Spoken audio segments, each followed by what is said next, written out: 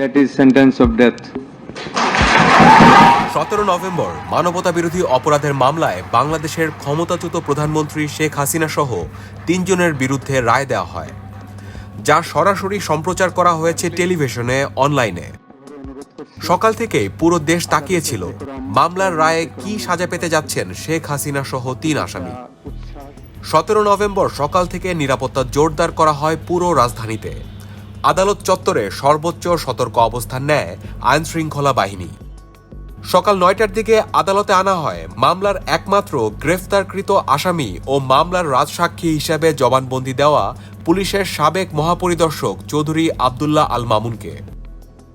বেলা বাড়ার সাথে সাথে ট্রাইব্যুনালে আসতে থাকেন জুলাই আন্দোলনে নিহতের পরিবারের সদস্যরা। এদিকে ধানমন্ডি 32-এ দেখা যায় দুটি এক্সকেভেটর এগিয়ে যাচ্ছে বঙ্গবন্ধু শেখ মুজিবুর রহমানের বাড়ির অবশিষ্টাংশ ভাঙতে। একদল বিক্ষোভকারী ধানমন্ডি 32-এ প্রবেশ করতে চাইলে পুলিশ বাধা দেয়। দেখা দেয় উত্তেজনা। পরিস্থিতি নিয়ন্ত্রণে সাউন্ড গ্রেনেড নিক্ষেপ করে পুলিশ। বেলা 12টার দিকে প্রসিকিউশন টিম ও আসামি পক্ষের আইনজীবী আদালত কক্ষে পৌঁছান। 12:30টার কাছাকাছি সময় বিচারপতি মোহাম্মদ গোলাম মর্তুজা মজুমদার রায় পড়া শুরু করেন। রায় পড়া শেষে আন্তর্জাতিক অপরাধ ট্রাইব্যুনাল ক্ষমতাচ্যুত প্রধানমন্ত্রী শেখ হাসিনাকে মৃত্যুদণ্ড দেন। মৃত্যুদণ্ড দেওয়া হয় সাবেক স্বরাষ্ট্রমন্ত্রী আসাদুজ্জামান খান কামালকেও। রাজসাক্ষী হওয়ায় পুলিশের সাবেক মহাপরিদর্শক চৌধুরী আব্দুল্লাহ আল মামুনকে 5 বছরের কারাদণ্ড দেওয়া হয়। রায় পড়ার সময় আদালতে উপস্থিত জুলাই আন্দোলনে নিহতের পরিবারের সদস্যদের কান্নায় ভেঙে পড়তে দেখা যায়। রায়ের কিছু সময় পর কার্যক্রম নিষিদ্ধ আওয়ামী লীগ তাদের ভেরিফাইড ফেসবুক পেজ থেকে ভিডিও বার্তা প্রকাশ করে।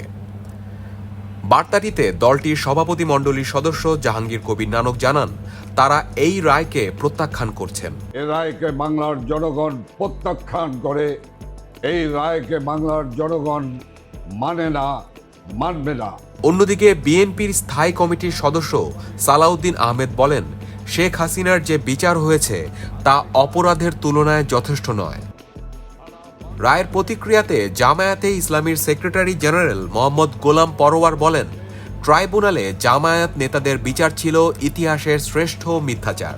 শেখ হাসিনার মৃত্যুদণ্ডাদেশকে তারা বলছেন যথার্থ, নিরপেক্ষ, স্বচ্ছ ও প্রশ্নাতীত একটি বিচার।